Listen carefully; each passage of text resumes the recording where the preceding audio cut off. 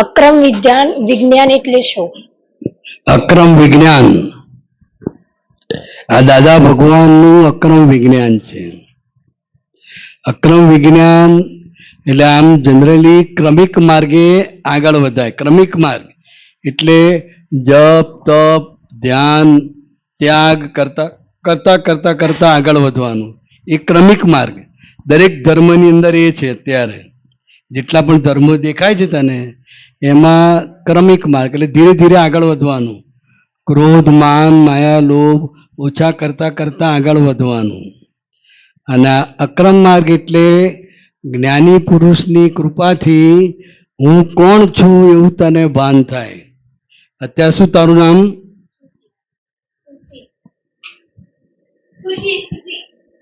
સ્તુતિ, શ્રુતિ, સૂચિ, સૂચિ અને અસૂચિ એટલે ખબર છે? સૂચિ તો બરાબર, ચલો સૂચિ નામ આવી ગયું. અસૂચિ એટલે ખબર છે? પછી કહીશું છેલ્લા તને પૂછીશ તો. બરાબર? એટલે શું વાત ચાલતી હતી આપણી? અક્રમ વિજ્ઞાન એટલે જ્ઞાની પુરુષની કૃપાથી અત્યારે તને હું સૂચિ છું, હું કરું છું, હું બોલું છું એ તને ભાન રહ્યા કરે. પણ આ જ્ઞાન લે તો તને હું સૂચિ નહીં પણ હું ખરેખર આત્મા છું. સૂચિ તો મારું નામ છે. સૂચિ ટેમ્પરરી છે કે પરમેનન્ટ? બોલ બોલ, માઇકમાં બોલ. ટેમ્પરરી. અને જે આત્મા છે એ પરમેનન્ટ છે. એટલે એ આત્માનું ભાન થાય એ જ્ઞાની પુરુષની કૃપાથી પહેલા તને આત્માનું ભાન થાય અને પછી ક્રોધમાં માયેલું ઓછા થતા જાય. એ અક્રમ માર્ગ છે. ક્રમિક માર્ગમાં ક્રોધ માન માયા લોભ ઓછા કરતા કરતા આગળ વધવાનું અને છેલ્લા હું આત્મા છું એવું ભાન થાય.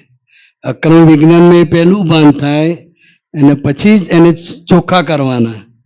અને ક્રમિક માર્ગમાં એ ક્રોધ માન માયા લોભ ઓછા કરતા કરતા ચોખ્ખા કરતા કરતા છેલ્લા હું આત્મા છું એવું ભાન થાય.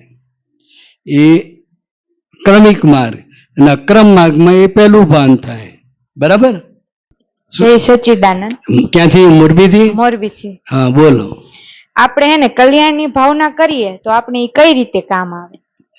તો કે કલ્યાણની ભાવના કરે કે હે દાદા ભગવાન આ જગતમાં બધે દુઃખ દુઃખ ને દુઃખ જ છે, તો જગતના સર્વ જીવો સુખ અને શાંતિને પામો. એ આપણે ભાવના કરીએ જગતના સર્વ જીવો સુખ અને શાંતિને પામો. એમાં આપણને પણ મળે કે ના મળે? શું નામ તારું? બંસી. બંસી. તો જગતની અંદર બંસી આવી ગઈ કે ના આવી ગઈ? કે અલગ છે? ના, આવી ગઈ. હવે આપણે માંગે છે જગતને સુખ અને શાંતિ હો, તો બંસીને પણ સુખ અને શાંતિ પ્રાપ્ત થાય. હે દાદા ભગવાન મને નિરંતર નિર્વિકાર રહેવાની પરમ શક્તિ આપો. મને મૃદુ રુજુ વાણી બોલવાની શક્તિ. તો આ જે શક્તિઓ માગીએ એ શક્તિ કામ કરે જ. આપણી અંદર ધીરે ધીરે ધીરે ધીરે એ સ્ટોર થતી જાય, વધતી જાય. જે રીતે બેટરી ધીરે ધીરે ચાર્જ થાય છે ને, એને કલાક લાગે ને, એવી રીતે જેટલી આપણે નવ કલમોની શક્તિઓ જે શક્તિઓ માગીએ એ બધી શક્તિઓ આપણામાં ખુલ્લી થાય ધીરે ધીરે. પણ આજે માગીને આજે આવી જાય એવું નહીં. તમે હમણાં આત્માની વાત કરી, બરાબર? તો આત્માનો અંત થાય ક્યારે બી કે કોઈ નહીં? આત્માનો અંત ના થાય. આત્મા કાયમી છે, છેક સુધી રહે. જયારે આપણે માણસને મર્યા પછી આપણે માણસને માર્યા પછી અગ્નિ સંસ્કાર આપ્યા પછી માણસનો જીવ ક્યાં જાય? એટલે ક્યાં જાય તો કે એને આ જીવન દરમિયાન જે ભાવ થયા હોય સારા કે ખોટા, એ ભાવના આધારે અંદર કોઝલ બોડી બને છે, જેને આપણે કારણ શરીર કહે છે. જે આપણે બધા સારા ખોટા ભાવ કરીએ છીએ ને એ ભાવનું અંદર કારણ શરીર બને છે. એ આખો આપણે માન લો કે 80 વર્ષ જીવ્યા તો 80 વર્ષ દરમિયાન એ અંદર બોડી બનતું જ જાય, કારણ કે સારા નશા ભાવ થયા જ કરે છે. એટલે એના આધારે કોઝલ બોડી બને અને એ કોઝલ બોડી આત્માની સાથે નીકળી જાય. જ્યારે શરીરમાંથી આત્મા નીકળે ને, આપણે શરીરને સ્મશાનમાં બાળીએ છીએ, પણ આત્મા તો નીકળી ગયો. તો કે આત્મા એકલો ના હોય, એની સાથે આ કોઝલ બોડી હોય. જેવું એનું કોઝલ બોડી હોય એ પ્રમાણે એને શરીર મળી જાય. કોઈ આપનાર નથી, ઓટોમેટિક એ શરીરમાં એને જવું પડે. ખ્યાલ આવ્યો? સ્યાદવાદ મનન એટલે શું? સ્યાદવાદ મનન આપણે મનન તો કર્યું છે ઘણી વાર, એનું છોડીશ નહીં. અંદર થાય ને, બહાર બોલીએ નહીં, પણ અંદર વેર લેવાની વૃત્તિ ઊભી થાય, બદલો લેવાની ભાવના ઊભી થાય, તો એ સ્યાદવાદ ના કહેવાય. સ્યાદવાદ મનન એટલે કે એ હિત મિત અને પ્રીત વાળું હોય, એમાં કોઈને દુઃખ દેવાની ભાવના ના હોય. સમજાય?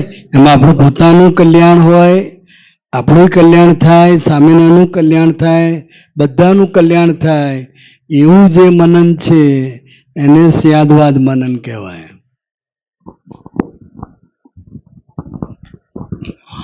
સ્યાદવાદ મનન કેવી રીતે કરવાનું? એ જ આવ્યું ને પ્રશ્ન તો એ જ છે, કેવી રીતે કરવાનું.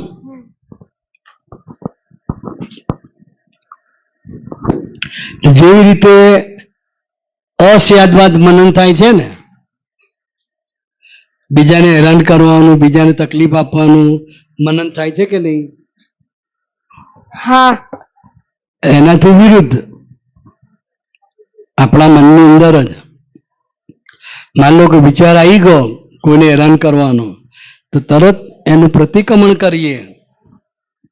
એ પ્રતિક્રમણ કરીને અંદર સરખું કરી નાખીએ કે આ મને મનથી હેરાન કરવાનો જે વિચાર આવ્યો છે, બદલો લેવાની ભાવના થઈ છે અને અંદર હિંસક ભાવ રહ્યા કરે છે, તો આ બધું નિર્મૂળ થાવ અને સ્યાદવાદ મનન થાય એવી કૃપા કરો. એટલે આ રીતે અંદર બદલી નાખો તો એ સ્યાદવાદ મનનમાં જાય. આ રીતે કરવાનું. બરાબર? આપણે ઓવર થિંકિંગ કઈ રીતે સ્ટોપ કરીએ? ઓવર થિંકિંગ થાય છે ને, ગોવર્ધન ઓવર ઓવર થિંકિંગ હા ચાલ્યા કરે. આપણે ચલાવવા નથી પણ ચાલ્યા કરે છે ને. હા આવી જાય છે. એટલે એ ચાલ્યા કરે તો કેમ? તો કે એ મનથી જે દોષો થયા હોય ને એને કારણે ઓવર થિંકિંગ ચાલ્યા જ કરે. ના કરવું હોય તોય ચાલ્યા. એટલે એ ઓવર થિંકિંગ નુકસાન કરે કે ફાયદો કરે? નુકસાન કરે છે. નુકસાન કરે. લાઈક આમ રાતે ઘણી વાર વિચાર આવે છે કે આગળ શું થશે, હવે આમ કરી શકીશું કે નહીં કરી શકીશું, એ બધું. એટલે એ વિચાર આપણને દુખી કરે. આપણે છે અહીંયા અને ઘરના વિચારો આવે, જાત જાતના વિચારો આવે, શું થશે, કેમનું થશે. તો આપણે મનને કહેવાનું કે ભાઈ આપણા હાથમાં કરવાની સત્તા છે, બંધ કરવાનું સત્તા હોય તો તું બંધ કરી દે ને મનને. પણ બંધ થાય છે? ઊંઘમાં ચાલ્યા કરે, ઊંઘવાય નહીં દેતું. સમજાય? એટલે એ જે ઓવર થિંકિંગ છે તો કે એ મનના દોષો છે બધા.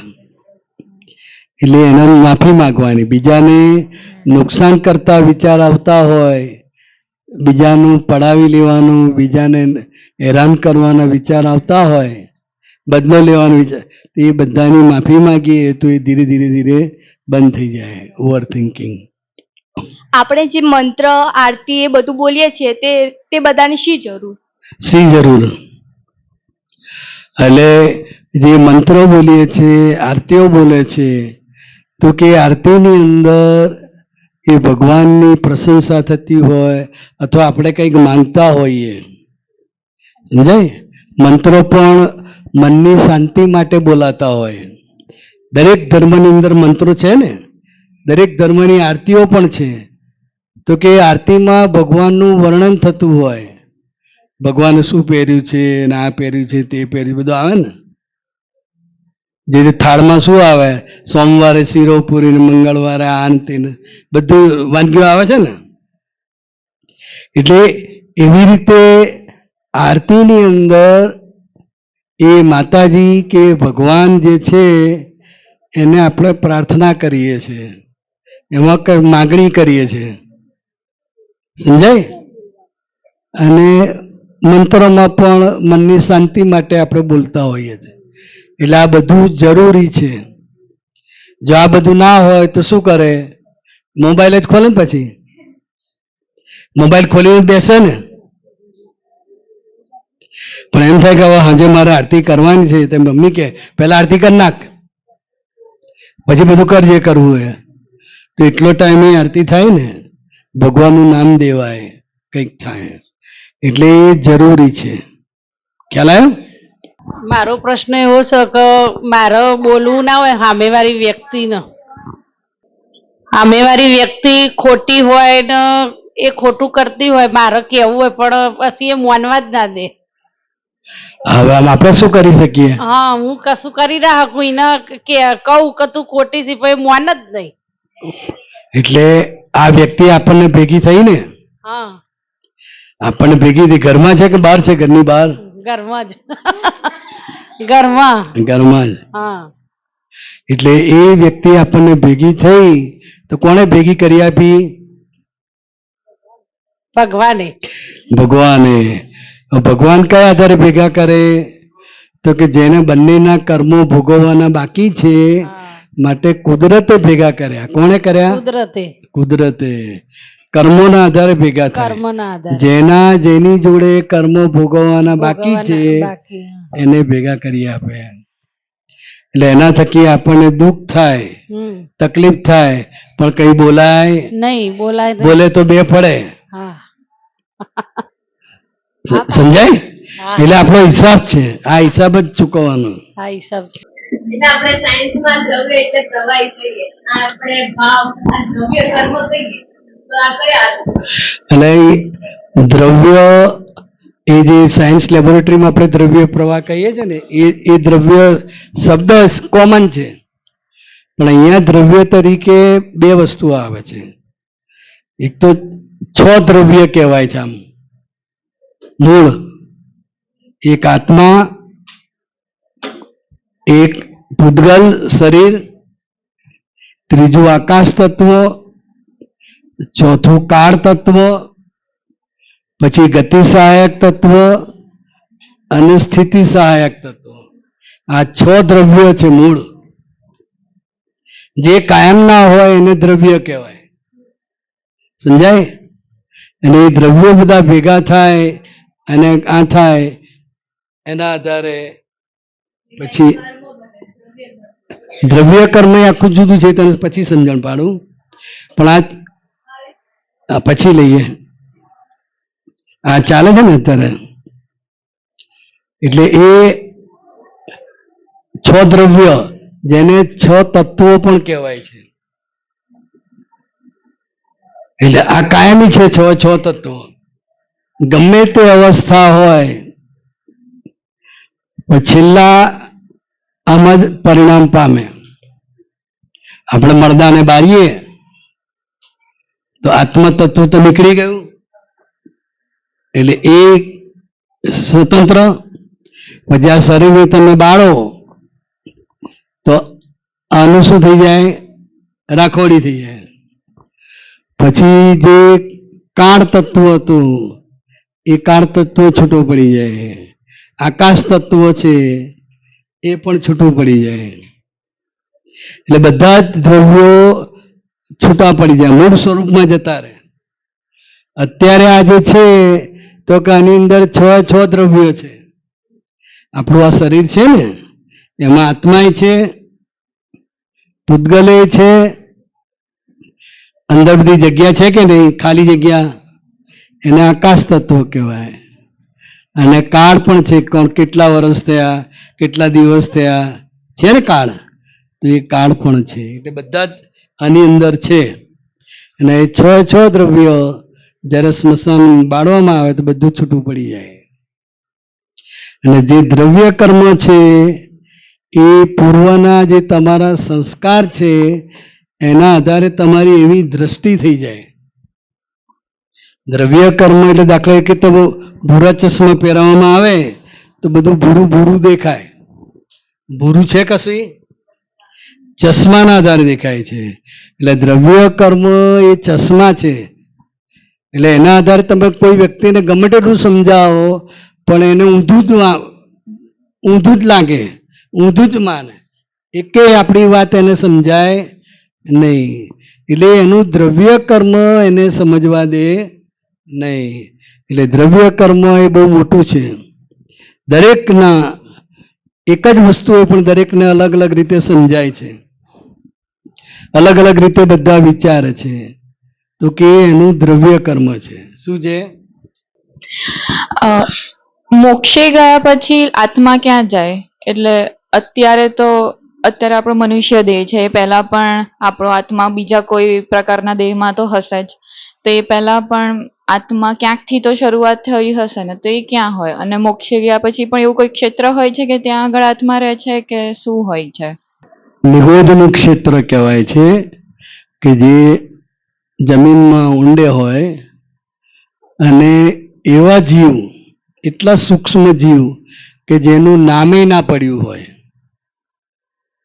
આ બધા જે નવા નવા વાયરસ આવે છે ને તો નામ પડે છે ને પછી, પણ એ જે જીવો છે નિગોદના જીવો શરૂઆતમાં એટલા સૂક્ષ્મ હોય, એની અંદર આત્મા રહેલો હોય. આત્મા ક્યારેય એકલો હોતો નથી અને શરીર પણ એકલું હોતું નથી. બે એકલા નથી હોતા, બંને સાથે ને સાથે જ હોય. સમજાય? એટલે આ નિગોદના જીવમાં એકદમ સૂક્ષ્મ જીવ હોય પણ એની અંદર આત્મા રહેલો હોય છે. હવે એનો જેમ જેમ વિકાસ થાય એ જીવનો, એમ એ ડેવલપ થતા થતા એનું નામ પડે, વ્યવહાર રાશિમાં આવે. શું આવે? વ્યવહાર રાશિ. વ્યવહાર રાશિમાં આવે એટલે એનું નામ પડે. નવા નવા વાયરસ કેટલા બધા આવ્યા, બધા એનું નામ પડે. ખ્યાલ આવ્યો? એટલે એ હોય છે જ. એટલે આમ શરૂઆત ગણવી હોય તો ત્યાંથી નિગોદથી ગણાય. નિગોદ એનું જે ક્ષેત્ર છે એમાં જીવો ઠાંસીને ભરેલા હોય. જે રીતે આપણે બટાકાને એક કોષમાં કેટલા હોય છે? કરોડો જીવ. એ પણ એક પ્રકારનું નિગોદ જ કહેવાય. અને નિગોદમાંથી જીવ ડેવલપ થતો થતો જેને હું આત્મા છું એવું ભાન થાય પછી છેવટે મોક્ષે જાય. મોક્ષે જાય એટલે શરીર ના હોય. શરીર જ્યાં સુધી છે ત્યાં સુધી સારા કે ખરાબ કર્મો ભોગવવાના બાકી છે. સમજાય? ને સારા અને ખરાબ બંને કર્મો ભોગવાઈ જાય પછી જે આત્મા છે એ સીધો મોક્ષે જાય. ખ્યાલ આવ્યો? હા. તો મોક્ષે ગયા પછી આત્મા એકલો હોય, કશું જ નહીં. ત્યાં શરીર ના હોય, એકલા હોય અને એટલો બધો આનંદ હોય એમને. એવું કહેવાય છે, દાદા ભગવાન કહેતા કે એ સિદ્ધો જે સિદ્ધ છે, મોક્ષે ગયેલા છે, એમનું એક જ આનંદનું એક ટીપું અહીંયા પૃથ્વી પર પડે તો બધાને વર્ષ સુધી આનંદ આનંદ આનંદ આનંદ રહ્યા કરે. એટલું બધું સુખ હોય સિદ્ધ ક્ષેત્રમાં મોક્ષે જાય એટલે. કારણ કે ત્યાં ફક્ત આત્મા છે, ત્યાં કોઈ પણ પ્રકારનું શરીર નથી. એટલે જ્ઞાતા દ્રષ્ટા ભાવ શું હોય? જ્ઞાતા દ્રષ્ટા. એટલે એમાં સંપૂર્ણ આનંદ હોય. બરાબર? એમાં ડિટેલ્સમાં પૂછતું પૂછાય. તો ત્યાં આગળ બી એક આત્મા મોક્ષ, ફોર એક્ઝામ્પલ કોઈ એક આત્મા મોક્ષે ગયો છે તો બીજા આત્મા પણ ઓલરેડી ત્યાં આગળ પ્રેઝન્ટ હશે જ, તો એ બધા પણ એકબીજાને જોવે જાણે જ. હા, અને એ જ આપણે અત્યારે અહીંયા એકબીજાને જ્ઞાનમાં- જોઈ જાણે. અને ત્યાં આ જે સિદ્ધ ક્ષેત્ર છે, આમ પગ પોળો કરીને ઉભો રહે, આમ સહેજ બતાવવા માટે. હું સજા નથી પાછા, તું ગભરાઈ જાય પાછા. એટલે આ આખું બ્રહ્માંડનું ક્ષેત્ર છે. આ એનું એક મોડેલ છે. બ્રહ્માંડ કેવું હોય, છેક માથા ઉપર જે છે તે સિદ્ધ ક્ષેત્ર છે. શું છે? સિદ્ધ ક્ષેત્ર. સિદ્ધ ક્ષેત્ર. પછી માથાથી છાતી સુધી જેને ઉર્ધ્વલોક કહે છે. શું કહે છે? ઉર્ધ્વલોક. ઉર્ધ્વલોક. એમાં બધી દેવગતિ આવે, જાત જાતની. અહીંથી છેક લઈને અહીં સુધી બધી જાત જાતની દેવોમાં પણ ઘણા પ્રકાર હોય, સમજાય? એટલે બધી દેવગતિ આવે. પછી છાતીથી કમર સુધી એમાં બધું જ મધ્ય ક્ષેત્ર કહેવાય. શું કહેવાય? મધ્ય ક્ષેત્ર. એની અંદર મનુષ્યો, પ્રાણીઓ, જીવો, વનસ્પતિઓ બધું આની અંદર આ વચ્ચેમાં આવી જાય. અને છેલ્લું છે અધોલોક, કમરથી નીચેનો ભાગ. એ બધી નર્ક ગતિ આવે. શું આવે? નર્ક ગતિ. એટલે આ રીતે બ્રહ્માંડનું આખું ક્ષેત્ર છે, સાપ છે. એટલે આ છેક ટોચ ઉપર સિદ્ધ ક્ષેત્ર. એટલે ત્યાં પણ અનંત જીવો છે. કેટલા છે? અનંત જીવો. અનંત જીવો. એક ક્ષેત્ર ભરાય નહીં. જેટલા પણ જીવો મોક્ષે જાય પછી ત્યાં આનંદ આનંદ આનંદ ને આનંદ. બરાબર? હા, ચાલો. જય સચ્ચિદાનંદ. બોલ બોલ, તારે ચાલતું જ ચાલવા દે, અટકે તો. બીજો ક્વેશ્ચન બી છે. હમણાં આપણે વાત કરીને નમો હરિહંતાણમ. માઇક નજીક રાખ. હમણાં આપણે વાત કરીને નમો હરિહંતાણમ, એમાં વાત થઈ કે ક્રોધ, માન, માયા, લોભ. તો એ તો થાય છે કે હા, ક્રોધ બી થાય છે, માન આપે તો કોઈ વખાણ કરે તો માન બી ચખાય છે, માયા બી છે, લોભ બી થઈ જતો હોય છે. તો એ બધામાંથી એ થાય તો ત્યારે શું કરવાનું? એટલે અત્યારે આપણે ક્રોધ, માન, માયા, લોભથી મુક્ત થયા, શુદ્ધાત્મા જ્ઞાન બાકી છે ને તારે કે લેવાનું? લીધું છે. એટલે જો હું શુદ્ધાત્મા છું એ જે ભાન થયું, એટલે આપણે આ મન વચન કાયાથી જુદા થયા. શું થયા?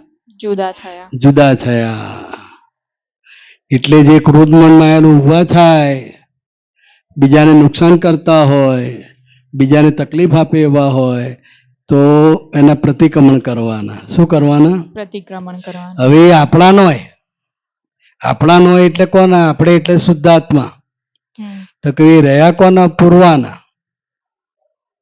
એ પૂર્વાના જે કઈ છે બધું જ એ જેમ જેમ પ્રસંગ આવે એને બધું ખાલી થઈ જાય. સમજાય? એટલે એ બધા ક્રોધમાન માયેલો અત્યારે જે દેખાય છે તો કે એ ખાલી થતા છે. શું છે? ખાલી થતા છે. જે રીતે આપણે શાક માર્કેટમાં જઈને આખી થેલી ભરીને શાક લાવીએ તો જે લાયા હોય એ જ નીકળે ને, કે બીજું નીકળે? એ જ નીકળે. જ્યારે પણ ખાલી કરો ત્યારે શું નીકળે? હવે એમાં આદુ ના લાયા હોય તો આદુ નીકળે એમાંથી? ના નીકળે. એટલે જે જે તમે ભરીને લાયા છો એ બધો માલ નીકળે. એટલે એના પ્રતિક્રમણ કરવાના. શું કરવાનું? એના પ્રતિક્રમણ. અને જાણવાનું કે હજુ આવું આવું અંદર માલ પડેલો છે. કોઈ અપમાન કરે તો આટલી બધી લય બળે છે. હજુ આમ બોલીએ નહીં પણ અંદર તો લય બળતી હોય ને, એટલે આપણે જાણવાનું. શુદ્ધાત્મા તરીકે આપણે જાણવાનું. ખ્યાલ આવ્યો? તો એમાં પણ સામે રિએક્શન તો અપાઈ જ જતા હોય છે. એટલે એ રિએક્શન કોણ આપે છે? ઉર્વા. ઉર્વા આપે. કારણ કે ઉર્વા આખી ઇફેક્ટિવ છે. એટલે એને બધા રિએક્શન આવે જ. ગરમી લાગે તો ગરમીનું રિએક્શન આવે કે ના આવે? આવે. કરવું ના પડે, એની મેળે જ આવે. ઠંડી લાગે તો એનું રિએક્શન આવે. એટલે આ મન વચન કાયા ઇફેક્ટિવ છે. કેવું છે? ઇફેક્ટિવ. એટલે બધા જ રિએક્શન આવે, બધા જ એક્શન થાય, પણ એ કોણ કરે? ઉર્વા. અને આપણે શુદ્ધાત્મા. શુદ્ધાત્મા તરીકે આપણે જાણવાનું કે હજુ આ ઉર્વાની અંદર આવો મસાલો ભરેલો છે, આટલી આટલી વીકનેસ બધી છે. સમજાય? એટલે એને જોઈએ અને એનું પ્રતિક્રમણ કરીએ એટલે ચોખ્ખું થઈ જાય. પછી એ થેલીમાં રહે નહીં. પછી એ રે નહીં. એમ કરતા કરતા આખું શરીર ખાલી થઈ જાય. આ શરીર આખું પરમાણુનું બનેલું છે. શાનું બન્યું છે? પરમાણુનું. તો કયા પરમાણુ છે? તો કે ક્રોધ, માન, માયા અને લોભ. આ 4 પ્રકારના પરમાણુથી આખું શરીર બનેલું છે. તો આ જ નીકળે એમાંથી. સમજાય? કાં તો ક્રોધ હોય, કાં તો માન હોય, કાં તો લોભ હોય, કાં તો એ 4 પરમાણુ જ ખાલી થાય. આપણે હવે એના પક્ષમાં નહીં બેસવાનું. આપણી કોઈ સારી ક્વોલિટી છે ઉરવાની તો આપણે એના પક્ષમાં નહીં, એ પણ ખાલી જ થાય. અને જે ખરાબ છે એ પણ ખાલી થાય. એમ કરતા કરતા બધા પરમાણુ ખરી પડે અને આપણે મુક્ત થઈ જઈએ કર્મોથી. એટલે પછી ઓટોમેટિક સિદ્ધ ક્ષેત્રમાં આપણો આત્મા ખેંચાઈ જાય. જવું ના પડે, કુદરત રીતે જ ખેંચાઈ જાય. સમજાયું? જ્ઞાનીની હાજરીને લઈને બધા જ દેવો ખુશ થાય છે, આવું કેમ? હા, તો કે જ્ઞાનીની હાજરીમાં બધા જ દેવો ખુશ થાય. એટલે કવિરાજે શું લખ્યું? સર્વદેવ લોકનો રાજીપો જ્ઞાની પર, તેથી જ મહાત્માઓ ફરી શકે નીડર. એટલે આ બધા દેવી દેવતાઓ હોય એ જ્ઞાની પુરુષ પર એમના 4 હાથ હોય, એમની સાથે સાથે જ હોય. કેમ? તો કે દેવોને પણ એવી ભાવના છે કે લોકોનું કલ્યાણ થાવ. એટલે જ્ઞાની પુરુષ બધાનું કલ્યાણ કરવા માંગે છે. શું કરે છે? કલ્યાણ કરવા. એટલે બધા દેવો એના પર રાજી રહ્યા કરે. સમજાયું? મારું એમ માનવું છે કે જ્યારે આપણે ભણીએ, બરાબર, આર્ટ્સ, કોમર્સ, સાયન્સ, પણ જ્યારે જિંદગી પાઠ શીખવે ને ત્યારે એમાંથી કંઈ પણ કામમાં નહીં આવતું. સમજ્યા? શું સમજાવું ફરીથી. હા, પ્રશ્ન ફરી બોલ ને.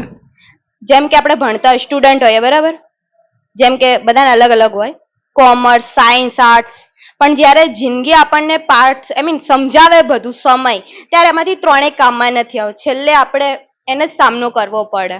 બરાબર. એટલે ભણવાનું જે છે એ તો નોકરી માટે છે. શું છે? નોકરી માટે, ડિગ્રી માટે. અને તમે ભણવા જાઓ ને, જે બાળપણથી ભણવા તમને કેમ મોકલે છે? તો ઘેર તો માં લાડ કર્યા કરે, માની સામું પેલો થઈ જાય, તેણીયું હોય પણ માને ગાંઠે નહીં એની. પણ એને સ્કૂલમાં મોકલ્યો હોય તો એના બેન તો શોર્ટેજ ઉપાડે ને સીધા, એટલે બિલાડી જેવો થઈ જાય. બેન શું કે તમારો છોકરો બહુ ડાયો છે, બહુ ડાયો, કશું બોલતો નથી.